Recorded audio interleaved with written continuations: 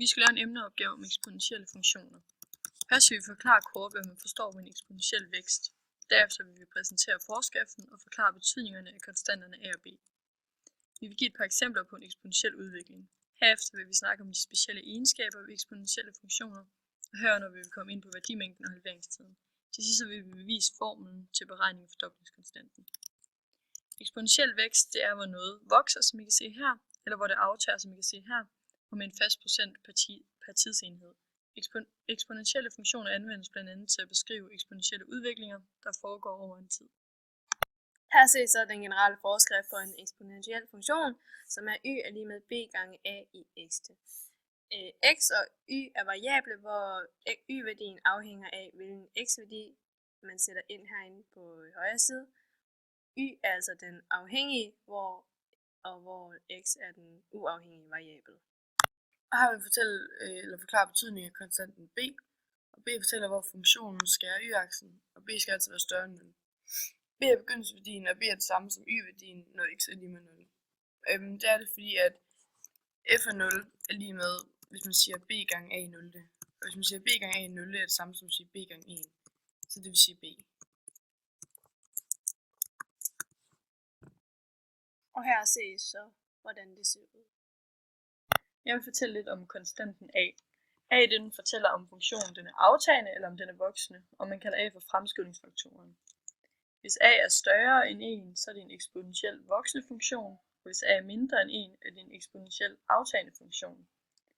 A består af 1 plus r, som man kan se her, hvor r det er tilvæksten som et decimaltal og kaldes for vækstraten. Og så har jeg givet et eksempel her, hvor man kan sige, at den stiger med 15% per år, derfor skrives der 1,015. Nu vil vi forklare nogle specielle egenskaber af funktionen. En af dem er værdimængden. Værdimængden vil altid gå fra 0 til uendelig, og dette udtrykkes ofte med klammer, åben 0 til uendelig åben, som jeg også skal se her. 0 er ikke med i værdimængden, fordi ved en eksponentiel funktion nærmer funktionen til 0, men den rammer aldrig, og det kan jeg også se her. En anden ting, som der er specielt ved eksponentielle funktioner, er, at når x vokser med et fast tal, vokser y til funktionen med en fast procent. Et eksempel kunne være, at hver gang x vokser med 1, vil y vokse med 10%. Og vi vil så komme med nogle eksempler på nogle eksponentielle udviklinger. Og vi vil starte med den her familie med familie Christensen, og deres elforbrug var 4.000 kW i 2014, og deres elforbrug det falder med 2,5% i de efterfølgende år. Og f af x det er udviklingen af familien Christensens elforbrug, og b det er familien Christensens elforbrug i 2014, og a er det procentvise fald i elforbruget per år.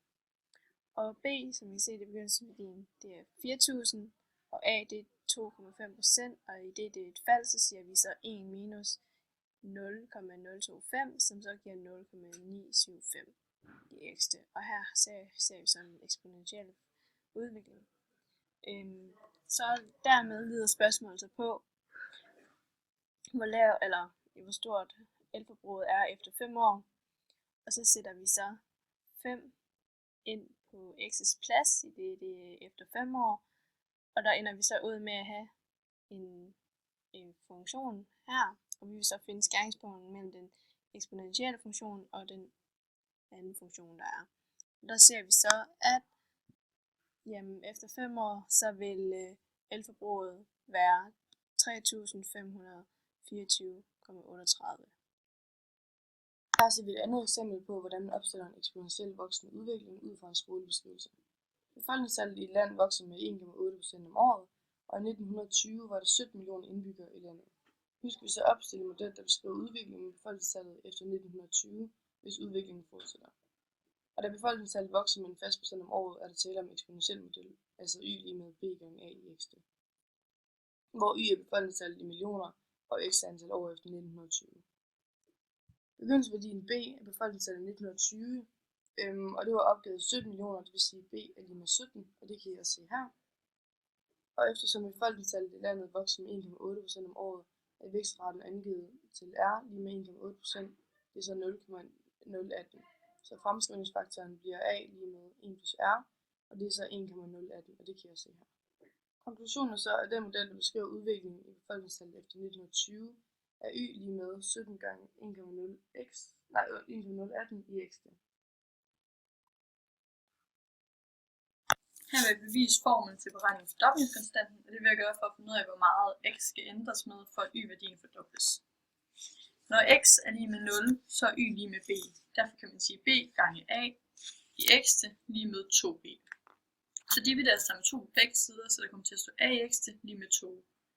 Her der benyttes log på begge sider, så der vil stå log til a opløftet i xt lige med log til 2.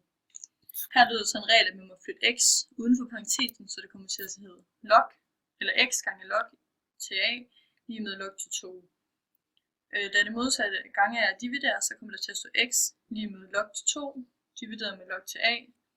Og så har vi så fundet formlen til fordoblingskonstanten, og fundet den x-værdi, som der fordobler y-værdien.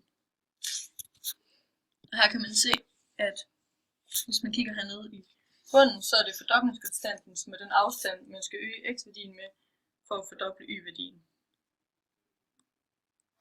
For at give et eksempel på fordoblingskonstanten, så har vi valgt tilvæksten på 25%, som står her.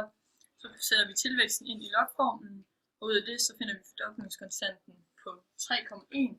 Her er formålet at finde ud af, at hver gang x ændres med et bestemt tal, så skal y-værdien være fordoblet. Og så tager vi, at hvis x ændres med 3,1, så vil y-værdien blive fordoblet til 6 beviset her.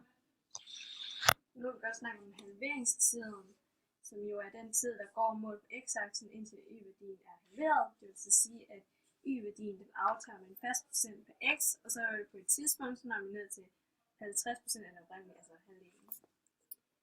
Og halveringstiden den benyttes, når den eksponentielle udvikling er faldende, i modsætning til f.eks. fordoblingskonstanten, som benyttes, når udviklingen er voksende. Og her ser formlen ud for en halveringstid, og man udregner det således, og nu kommer det så et eksempel. Hvis nu vi siger, at vores eksponentielle udvikling den aftager med 20%, det vil altså sige, at a det er 0,80, så er halveringstiden 3,11, som vi ser her, hvis vi plotter 0,80 ind i formlen. Det vil altså sige, at man skal gå 3,11 ud på x-aksen for at få halveret sin y-værdi.